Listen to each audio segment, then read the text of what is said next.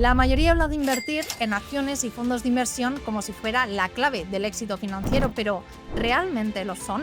Por Rompiendo el Mercado han pasado diferentes expertos en inversión y hoy vas a escuchar lo que realmente vale la pena, con nombres en concreto cuando se trata de invertir a largo plazo, desde fondos de inversión hasta indexados, ETFs, pasando por acciones que reparten dividendo o no, pero que han funcionado o que ven interesante muchos de los expertos que han pasado por aquí.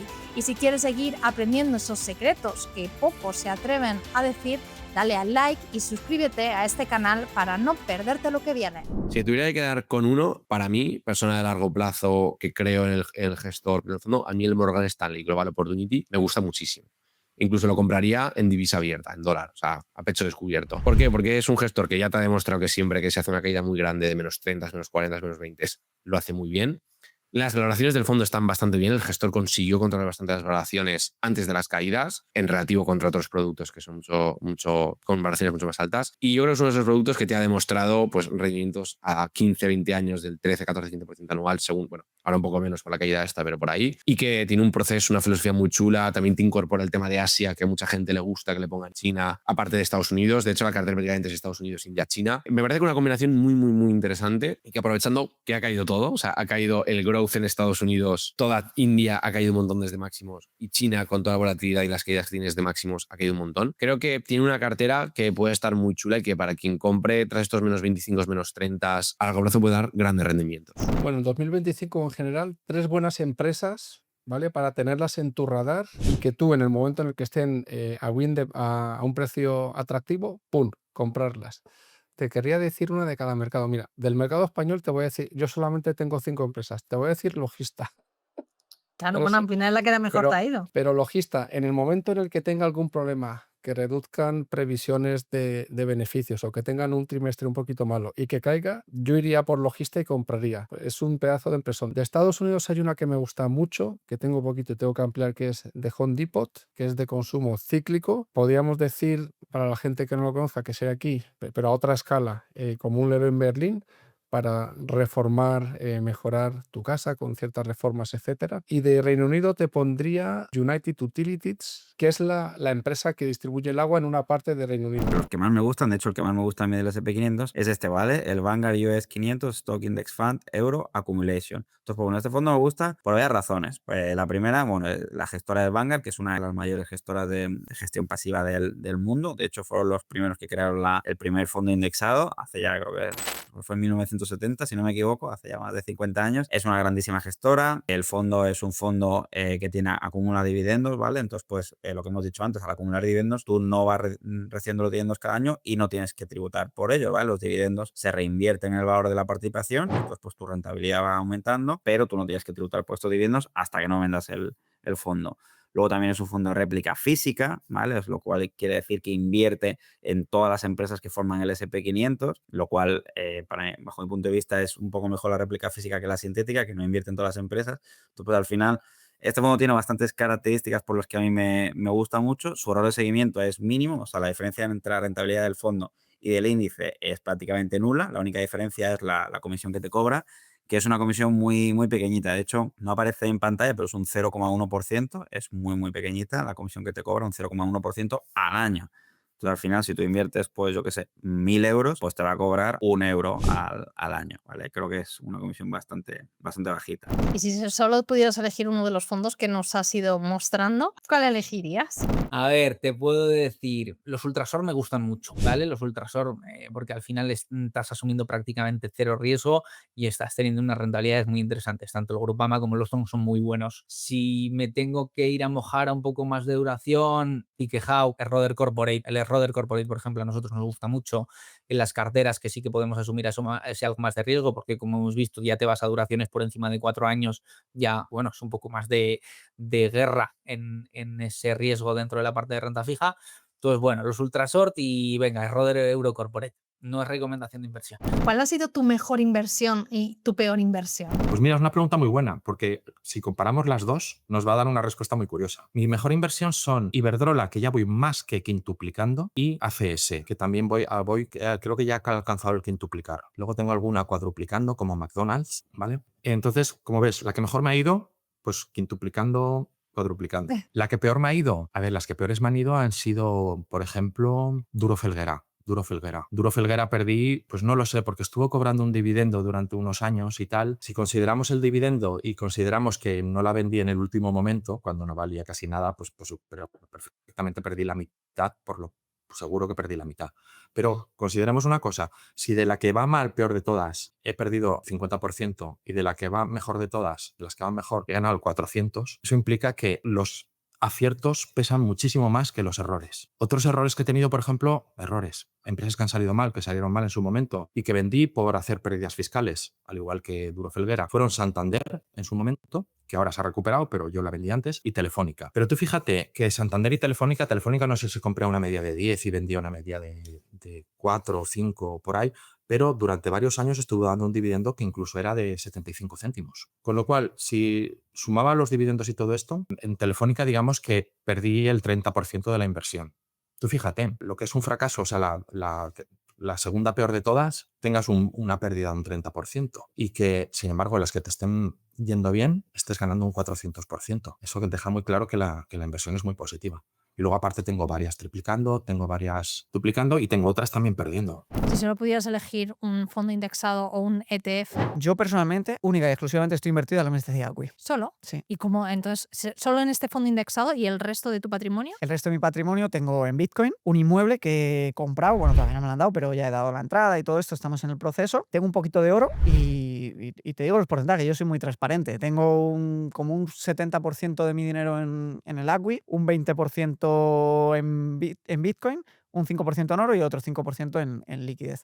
Y luego la parte del inmueble, que la verdad es que como va a ser para vivir en él, no lo considero como inversión, entonces no lo tengo puesto dentro de, digamos, de mi portafolio de inversiones, sino que es patrimonio, pero no lo cuento como en la tartita de las inversiones. Si te tuviera que decir un nombre, pues por decir una compañía española, que yo no creo que me vaya a equivocar a medio plazo, pues por ejemplo la compañía española Gestamp, dentro del sector de automóviles va a haber una gran crisis, va a haber mal momento. Gestamp, el sector de la estampación, me da igual que seas vehículo eléctrico que vehículo de combustión, te la estás comprando a 0,6 veces valor en libros, con una familia detrás, empresarios de largo plazo, y hay un tema que si mañana les bajan las ventas con Volkswagen o con Stellantis porque lo hacen mal, los chinos que van a venir a vender aquí pues utilizarán su capacidad, porque a los precios que está cotizando Gestamp, antes de ponerse a hacer plantas de estampación, pues antes les comprarían una fábrica, ¿no? No creo que se la vendan, pero estás comprando muy por debajo del precio de construcción de las fábricas, algo que es necesario para que haya coches, ¿no? O sea, vamos, cualquiera de las 25 o 26 que tengo en cartera, que no tengo más, mi convicción es igual en todas ellas. Si tuvieras que añadir en este contexto que estamos hablando un solo activo a tu cartera de inversión o una cartera de inversión para los próximos 5 o 10 años, ¿cuál sería? Bueno, soy muy pesadito, pero yo pondría deuda. Bueno, es tu opción.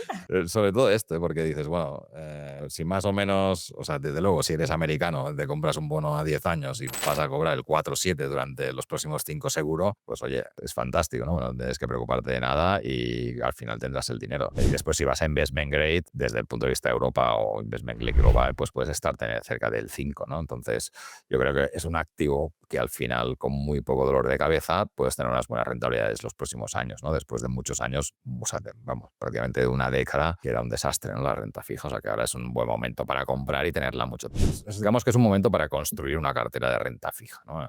En estos momentos, porque todo da unas valoraciones muy atractivas de precio y de cupón, ¿no? De lo que pagan los bonos, entonces es un buen momento para construir una idea, una cartera de este tipo y mantenerla 5 años. Que cada uno haga su propio análisis, ¿vale? Pero este es un fondo que yo sigo mucho, me parecen de lejos los mejores, son franceses, si no me equivoco, que invierten precisamente en small caps de Europa. Estamos viendo, de hecho, tiene un poquito más de beta, pero fijémonos que ha doblado el benchmark, excluyendo UK, obviamente ha doblado el benchmark, y que tiene realmente compañías en cartera que cuando uno las mira, esta es un poco la ficha del fondo en general, voy a poner un poquito de zoom, pues este es el main investment que tienen en general de varias compañías, invierten en un montón de sectores, industrias, y realmente son muy, muy buenos. Lo digo porque, bueno, ahora mismo es simplemente una pequeña anotación. Independence Asset Management, que la gente si lo quiere mirar un poquito más en profundidad que lo haga, que mire la ficha del fondo.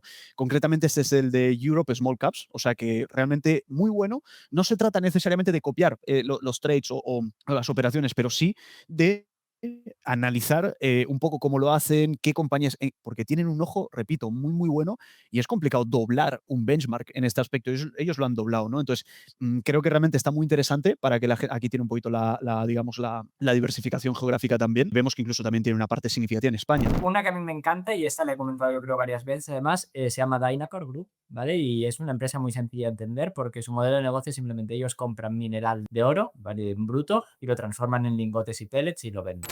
Entonces, ¿por qué me gusta esta idea? Lo primero, porque creo en un mercado alcista del oro, ¿no? Creo que tiene vientos de cola, que obviamente puede haber una corrección después de un rally de 50, ¿no? Pero digo, a largo plazo yo creo en el mercado alcista. Y luego hay una tesis micro detrás también, que es que la empresa se está expandiendo, entonces va a multiplicar por 4 en el escenario que ellos proyectan en los próximos 4 años su producción. Hay una empresa que es la primera posición que siempre ha sido la primera, que todo el mundo conoce y a lo mejor puedo hablar de ella, que es Georgia Capital. Es una empresa que cotiza en Londres por unos 500 millones de libras, pero todos sus activos están en Georgia, el país, no el estado de Estados Unidos. Los últimos meses hemos incrementado mucho el peso de una compañía que no es muy conocida quizá por el público general, sí por la comunidad inversora española independiente, porque yo creo que estamos todos, que se llama TGS. Es una compañía de Noruega que tiene mucha historia detrás y que se dedica a lo que se llama servicios sísmicos para compañías de petróleo y gas. Para que la gente lo entienda, pues hace sondeos para extraer información de datos, vamos a decir, de un yacimiento,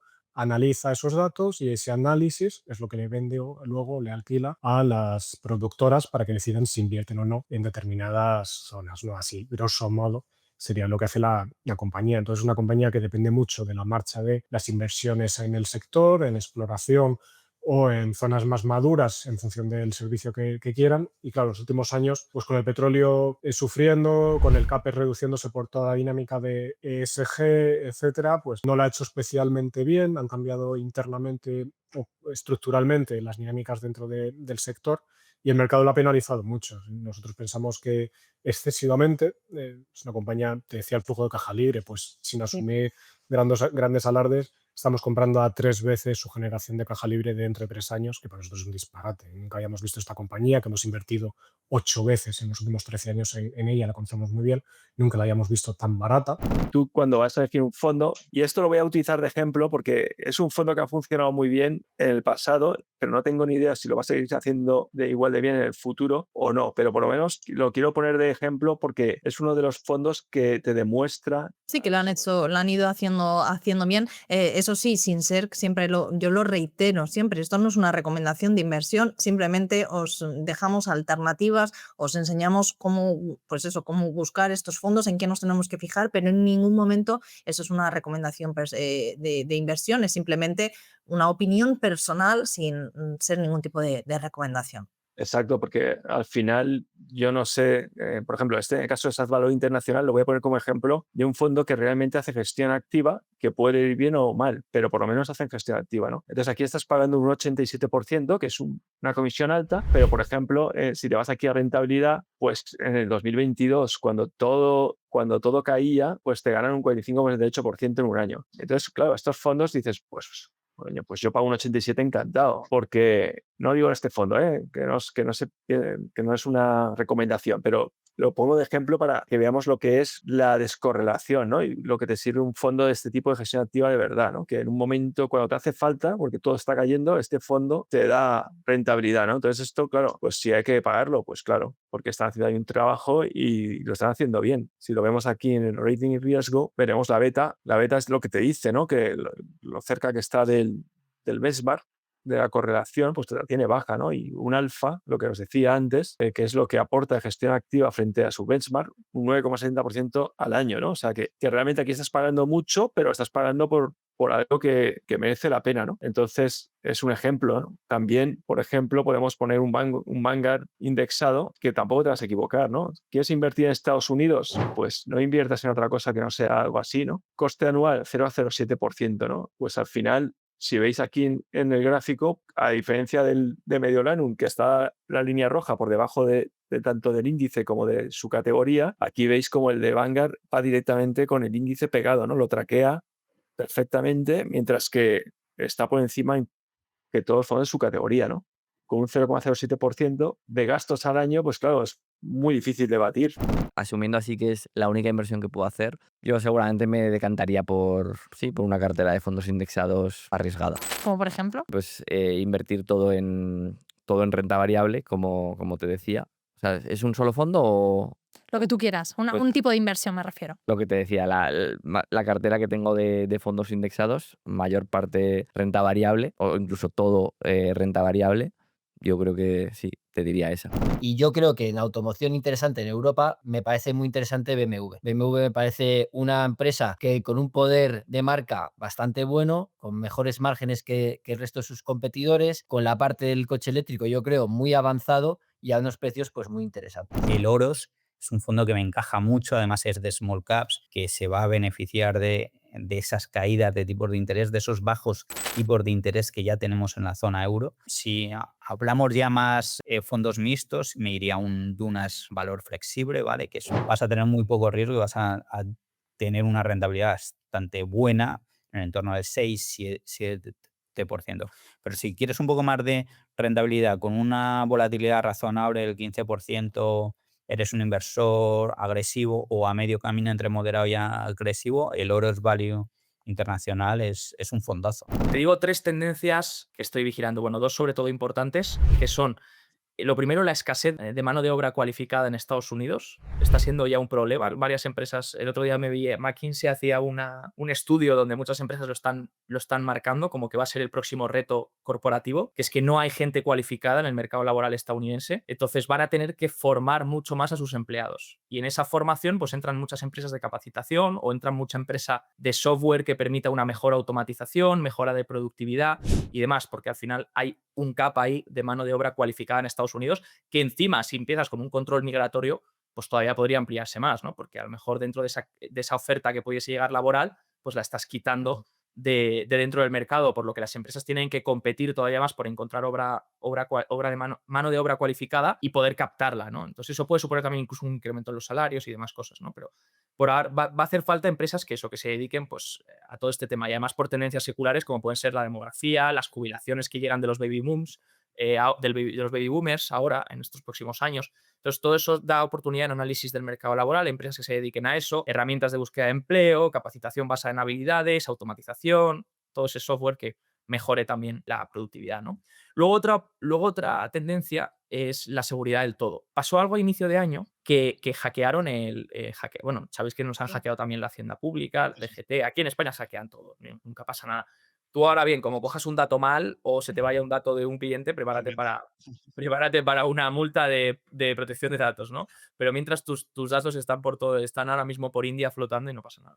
¿Qué pasa? Esto da oportunidad de inversión también. Creo que todavía más se va a incentivar la oportunidad en ciberseguridad y en privacidad de datos. Creo que eso tiene todavía mucha escalabilidad, es una macro tendencia. Y sobre todo con lo que ha pasado en los últimos meses. Hace poco el Tesoro estadounidense fue hackeado por, se supone, hackers chinos, según informó el Tesoro. Entonces creo que ahí los gobiernos incluso van a seguir invirtiendo mucho en tema de ciberseguridad.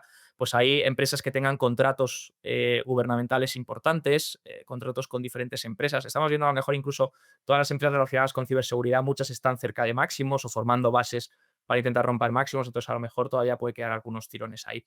Y luego también en cuanto englobo esa seguridad del todo, lo llevo más allá, no solo ciberseguridad y privacidad de los datos, sino también en tema de armamento, sí que es verdad que no tanto empresas de armamento centradas en típico armamento pesado, cazas típico Lockheed Martin y demás, sino que aquí creo que se dan oportunidad, lo primero, en armamento europeo o contratistas que tengan contratos o sea, armamento que tengan contratos con gobiernos europeos, porque ya sabemos que para mantenerse en la OTAN van a tener que incrementar el presupuesto de PIB que destinan, entonces a lo mejor contratistas europeos se benefician más que estadounidenses. Y luego también en temas de drones. Creo que las guerras del futuro son guerras de drones y ahí hay empresas muy interesantes en Estados Unidos por si alguien quiere indagar, que seguramente se hagan con nuevos contratos.